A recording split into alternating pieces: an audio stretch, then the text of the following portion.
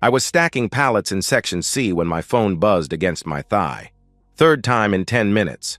The warehouse was loud, forklifts beeping, conveyor belts humming, guys shouting over the noise, so I'd missed the first 2 calls. Unknown number, probably spam. But something made me swipe to answer. The woman's voice was calm, professional, not the robotic cadence of a telemarketer. "Is this Daniel Reyes?" "Yeah, who's this?" I replied. "Your wife is in room 216 at the Ridgecrest Hotel with another man.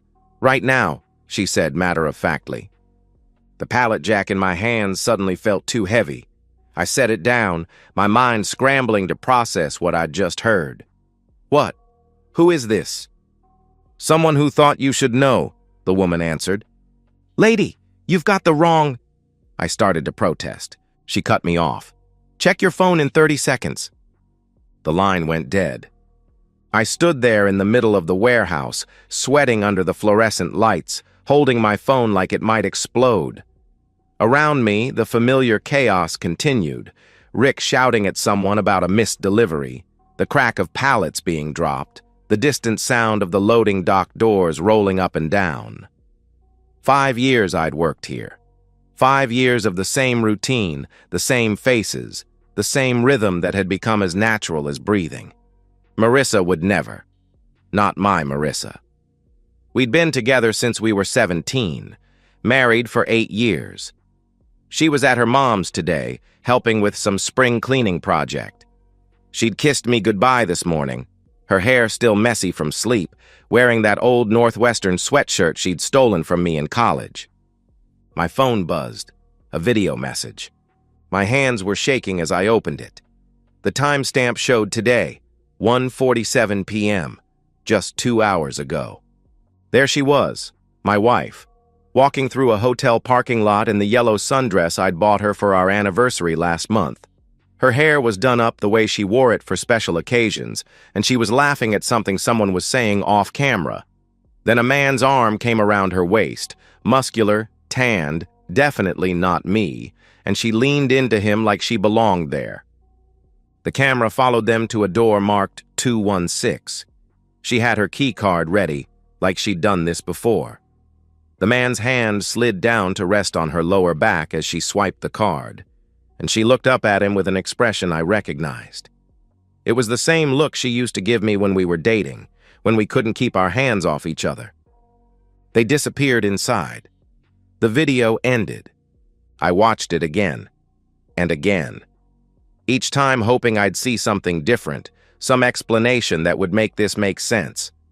But it was Marissa, my Marissa, in a hotel room with another man in the middle of a Tuesday afternoon when she was supposed to be helping her mother organize closets. The warehouse noise faded into background static. My chest felt tight, like someone was squeezing my rib cage. I'd read about this moment in books, seen it in movies, the moment when your whole world shifts sideways and nothing looks the same anymore.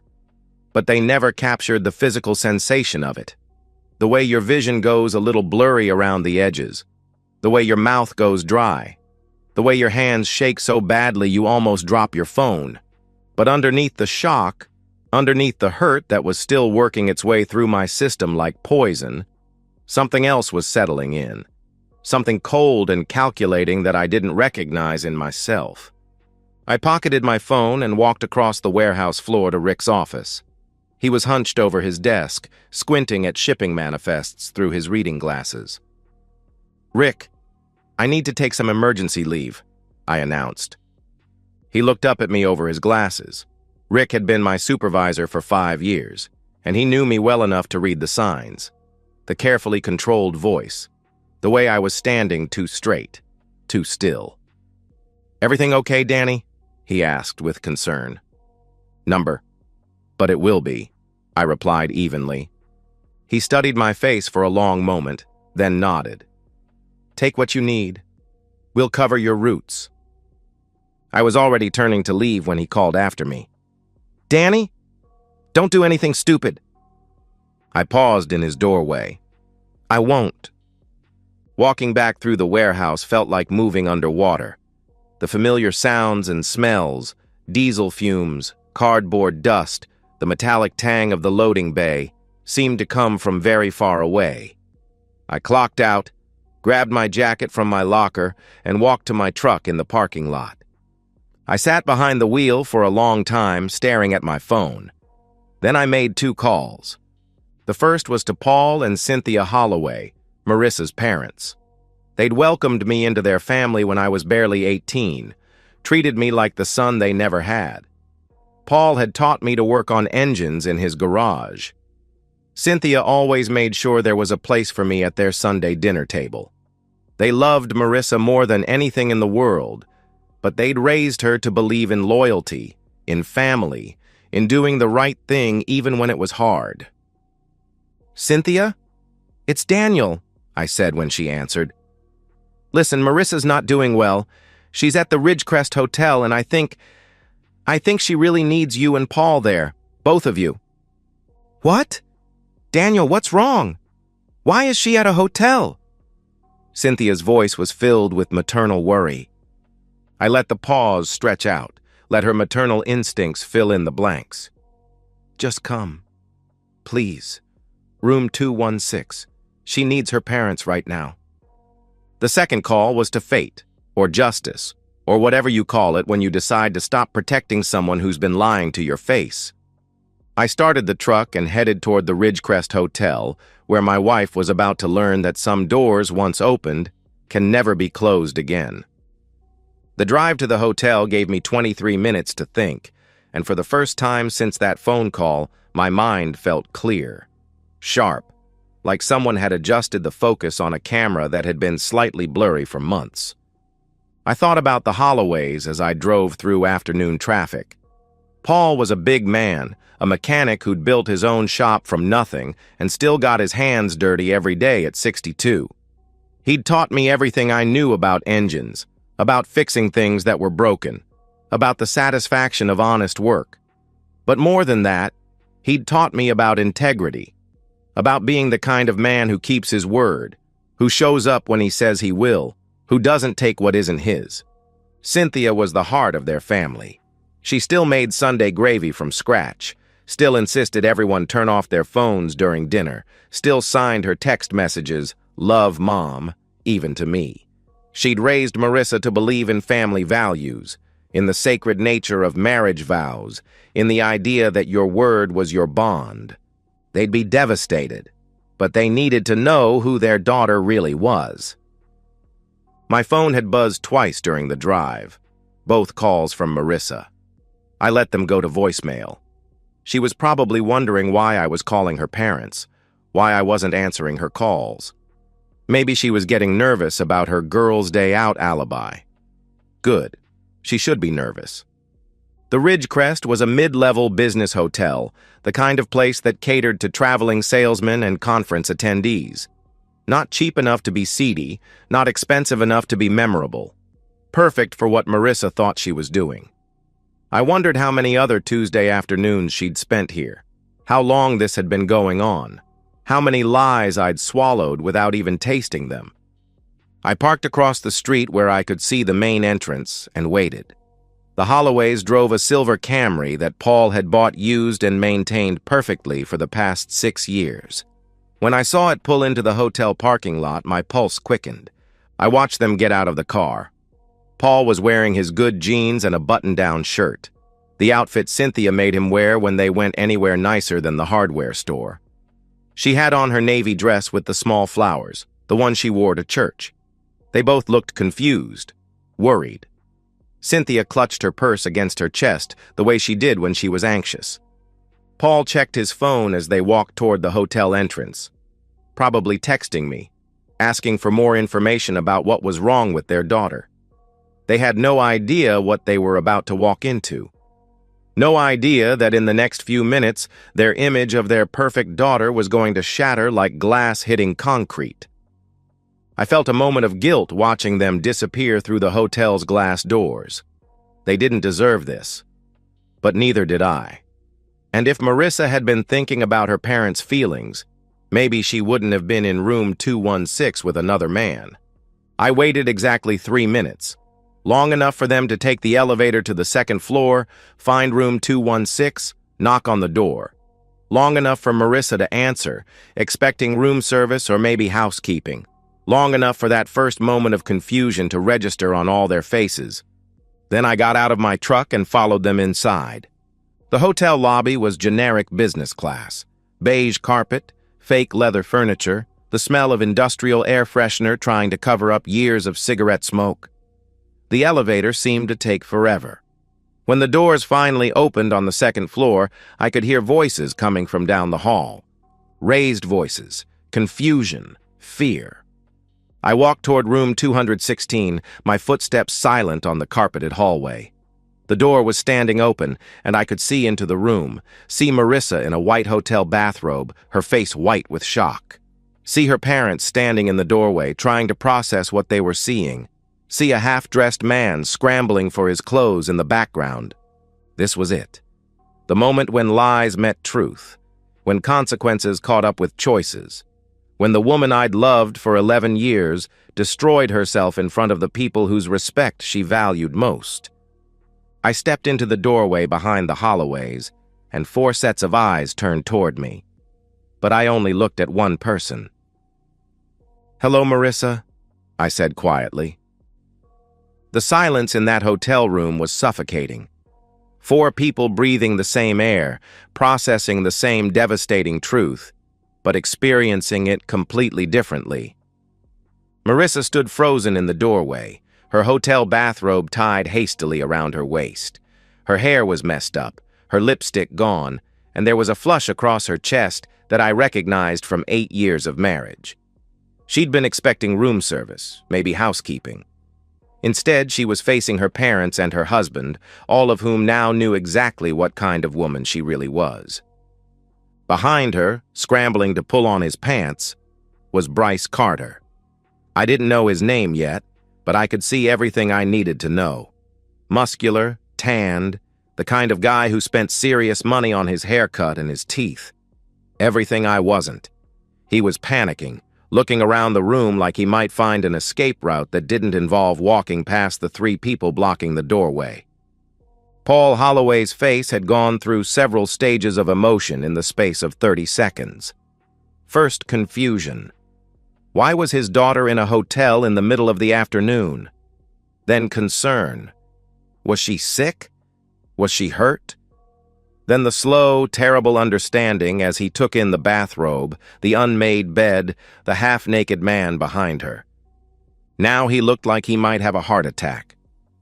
Paul's voice cracked as he spoke her name. "Marissa, what is this?" She opened her mouth, but no sound came out. Her eyes darted between her parents and me, looking for someone who might help her explain this away. But there was no explanation, no story that could make this okay. "Daddy, She finally found her voice, but it came out as a whisper. "It was a mistake, just once. I swear it was just once." That was when I knew she still didn't understand.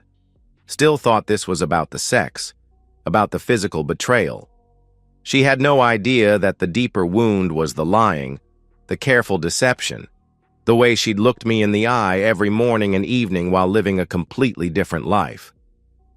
Bryce finally got his pants on and stepped forward, trying to take control of the situation. "Look, I know this looks bad, but—" He never finished the sentence. Paul Holloway's fist caught him in the jaw and sent him stumbling backward into the wall. For a 62-year-old mechanic, Paul still had plenty of power in his right hook. Paul's voice was quiet, deadly. Don't say another word." Bryce slumped against the wall, holding his jaw, his eyes wide with shock. He probably wasn't used to consequences, probably used to charming his way out of situations, making jokes, playing it off. But Paul Holloway wasn't laughing. "Do you have a wife?" Paul asked him coldly. Bryce nodded, still holding his jaw. "Kids?" Paul pressed. Another nod. Paul's boot caught him in the ribs, not hard enough to break anything, but hard enough to make a point. "Get out. Get out before I drag you to your wife myself and let her know what kind of man she married." Bryce grabbed his shirt and shoes and stumbled toward the door, squeezing past us without making eye contact. The door slammed behind him, leaving just family in the room. What was left of our family? Cynthia hadn't said a word since walking into the room. She was staring at her daughter like she was looking at a stranger. The woman who'd raised Marissa to believe in marriage vows, in family loyalty, in the kind of moral character that didn't bend when it was convenient. Marissa whispered desperately, reaching toward her mother. "Mom, please. I can explain." "Explain what?" I spoke for the first time since entering the room, and my voice sounded strange to my own ears, calm, empty. "Explain how you've been lying to my face for months? Explain how you kissed me goodbye this morning and came here to screw another man? Explain how you made me look like a fool to everyone we know?" Tears were streaming down her face now. "Daniel, please. It doesn't mean anything. I love you. I've always loved you." I shook my head firmly. "Number, you loved the security I gave you. You loved having someone to come home to when you were done playing games. But you don't love me. You don't respect me. And you sure as hell don't respect the vows we made." She was sobbing now, reaching for me, but I stepped back. I'd seen enough tears, heard enough apologies. They didn't change what she'd done. They didn't erase the months of lies. "You can keep the robe," I said with finality. "Just don't come back to my house. We're done." "Daniel, no," she pleaded, but I was already turning to leave. I had nothing else to say to her. We were finished, and we both knew it. Behind me, I heard Paul's voice, quiet and final. "You've embarrassed all of us, Marissa. Don't come home to us either. You're not our daughter anymore." The last thing I heard as I walked down the hotel hallway was the sound of Marissa crying alone in that room, the door closing on the life she'd chosen to throw away. 3 days later, I learned the identity of my anonymous caller. Renee Carter knocked on my apartment door at 7 in the evening, holding a manila folder and wearing the tired expression of someone who'd been carrying secrets too long. "You're Daniel Reyes," she said. It wasn't a question. "And you're the woman who called me," I replied, recognizing her voice. She nodded. "Can I come in?" "I think we should talk." My apartment was barely furnished. I'd taken only what I needed when I left the house, leaving everything else for Marissa to deal with. A couch, a TV, basic kitchen supplies. It looked like a place where someone was starting over, which I suppose it was. Renee sat on my couch and opened her folder. Inside were photographs, bank statements, credit card receipts, and what looked like a timeline written in neat handwriting. "My husband is Bryce Carter," she explained. "The man who was with your wife." I studied her face. She was probably in her early 30s, attractive in a quiet way, with the kind of intelligence in her eyes that told you she didn't miss much. "How long have you known?" "About Marissa specifically? 3 weeks? About his affairs in general? 6 months?" she answered matter-of-factly. She spread the documents across my coffee table like evidence in a trial. Because that's what this was, I realized. She'd been building a case. "Bryce thinks he's smart," she continued, "but he's lazy about covering his tracks.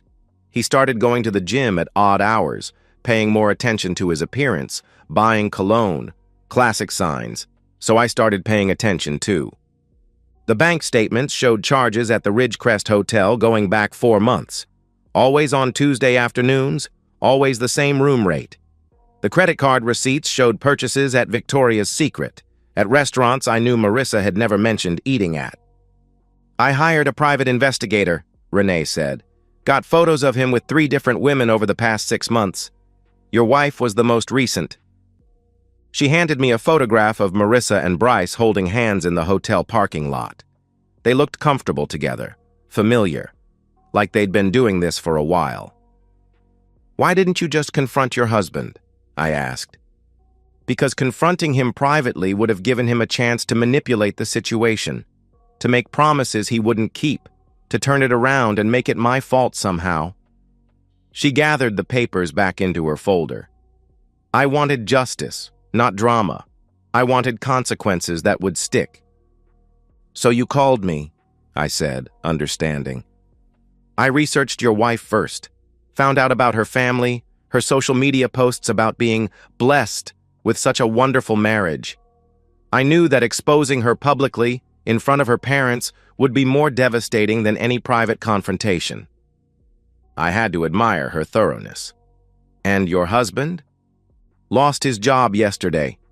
Turns out one of his other affairs was with a coworker, and when that woman's husband called the company, they decided Bryce was a liability. He's also lost access to our joint accounts, and I've filed for divorce. Full custody of our kids." She stood up, smoothing down her skirt. "I didn't call you to hurt you, Daniel. I called you because you deserve to know the truth, and because I knew you'd handle it the right way." "What makes you think that?" I asked curiously. "I talked to people at your warehouse. They all said the same thing. You're decent, honest, loyal, the kind of man who deserves better than what your wife was giving you." She paused at my door. "I'm sorry you had to go through this, but I'm not sorry about how it ended." After she left, I sat in my quiet apartment thinking about the difference between revenge and justice. Revenge was emotional, immediate, satisfying in the moment but ultimately hollow. Justice was patient, thorough, and permanent. Renee Carter had understood that distinction. She hadn't just wanted to hurt the people who'd hurt her. She'd wanted to restore the natural order, to make sure that actions had appropriate consequences.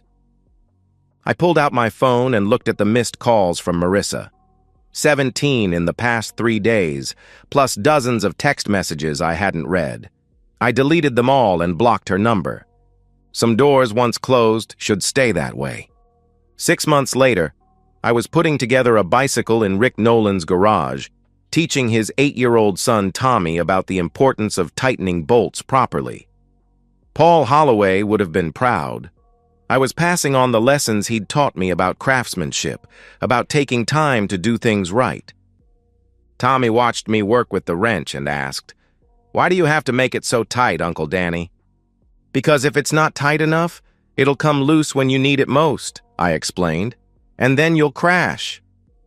"Like with people?" he asked innocently. "Kids see everything." "Yeah, Tommy, like with people." My life had settled into a new rhythm. The apartment I'd found 3 days after leaving the hotel had become home by now. I'd bought real furniture, hung pictures on the walls, planted herbs in pots by the kitchen window. It was smaller than the house I'd shared with Marissa, but it was mine. Every piece of furniture, every plate and cup, every book on the shelf represented a conscious choice rather than accumulated history. Work had become a refuge. Rick's wife had started inviting me to their family dinners after I'd helped fix their washing machine a month after the hotel incident, and I'd become Uncle Danny to their 3 kids. It wasn't the family I'd planned to have, but it was real, built on honesty rather than convenience. I'd heard through mutual friends that Marissa was living alone in a studio apartment across town, working at a job that barely covered her rent. Her parents still weren't speaking to her. The community that had once embraced her now treated her like a cautionary tale. I didn't take satisfaction in her circumstances, but I didn't feel guilty about them either. She'd made her choices. Now she was living with the consequences. Renee Carter had started her own private investigation business, helping other betrayed spouses uncover the truth about their marriages. We met for coffee occasionally, 2 people who'd survived the same storm and understood each other's scars. There was nothing romantic between us. We were both too busy rebuilding to think about that. But there was a friendship based on mutual respect and shared experience. Bryce had tried to reach out to me once, wanting to have a man-to-man conversation about what had happened. I'd ignored his call, just like I'd ignored his attempt to contact Paul Holloway. Some men never understand that certain violations can't be explained away. "There," I said, tightening the last bolt on Tommy's bike. "Perfect. Want to take it for a test ride?" Tommy climbed on and pedaled around the driveway, grinning like he'd just discovered flight. Rick watched from the porch with pride and gratitude. Rick called out, "Thanks for doing this, Danny. Kid's been wanting that bike fixed for months." "No problem," I replied, packing up the tools. "That's what family's for." Family. Not the one I'd expected to have, but the one I'd chosen. The one that had chosen me back. As I drove home through the evening, I thought about foundations, about the difference between building something on lies and building it on truth, about the strange peace that comes from knowing exactly where you stand with everyone in your life. My phone buzzed with a text from Cynthia Holloway. "Danny, thinking of you today. Hope you're well. Love, Mom." She still signed her texts the same way, still considered me family, even though her daughter had forfeited that right. Some bonds survive even the worst betrayals. I pulled into my parking space and sat in the truck for a moment, looking up at my apartment windows glowing warm in the darkness. Tomorrow was Thursday, middle of the week, another day of honest work, another evening of simple contentment. Some people might have called it a small life, but I'd learned the difference between small and simple, between settling and choosing. I'd chosen truth over comfort, dignity over familiarity, respect over history. And for the first time in years, when I turned off the lights and settled into sleep, I didn't have to wonder what lies tomorrow might bring. Because I'd finally learned to build my life on a foundation that wouldn't crack under pressure. Some foundations, once properly built, last forever. And so, we've reached the end of today's story. Was it what you expected, or did it take a twist you didn't see coming? I'm curious to hear your thoughts. Share them in the comments below, and let's get a conversation going. If this story kept you hooked, make sure to hit that like button. And if you're new here or just haven't subscribed yet, now's the perfect time to join our community. I bring you fresh, captivating stories every day, so click that subscribe button and turn on notifications so you never miss out. Thanks for watching, and I'll see you in the next one.